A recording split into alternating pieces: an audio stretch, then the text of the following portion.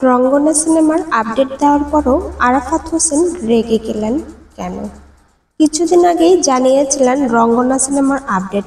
অনুগ্রহ করে কেউ হতাশ হবেন না যারা রঙ্গনা সিনেমার আপডেট জানতে চেয়েছিলেন। সবার উদ্দেশ্য করে বলছি, রঙ্গনা সিনেমা শেষের পথে।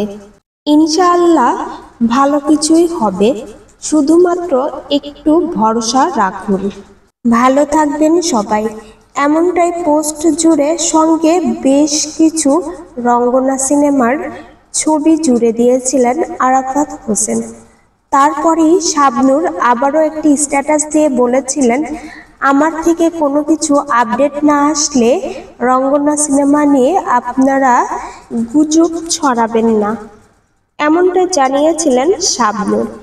তারপরে বেশ কিছুদিন রঙ্গনা সিনেমা নিয়ে কিন্তু ট্রলের শিকার হয়েছিলেন তারা দুজনে।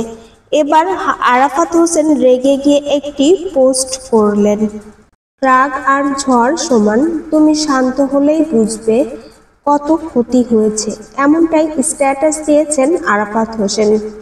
সঙ্গে জুড়ে দিয়েছিলেন একটি রাগান্বিত ছবি। অনেকেই ভেবেছিলেন এটা হয়তো শাবনূরকেই বলছেন, কিন্তু নয়।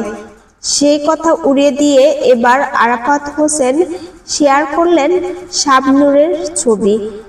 সেই পোস্টে লেখা ছিল, দেশ বিদেশের সবাইকে জানাই রামাদান মোবারক। রমজান মাসের পবিত্রতা রক্ষা করে সিয়াম সাধনের মাঝে পূর্ণতা পাক। সবার জীবন রামাদান কারিম।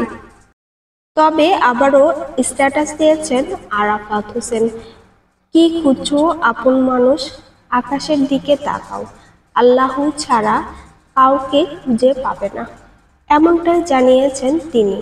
তবে কি এটি নাটকের সংলাপ ছিল, নাকি কাউকে উদ্দেশ্য করে বলেছেন?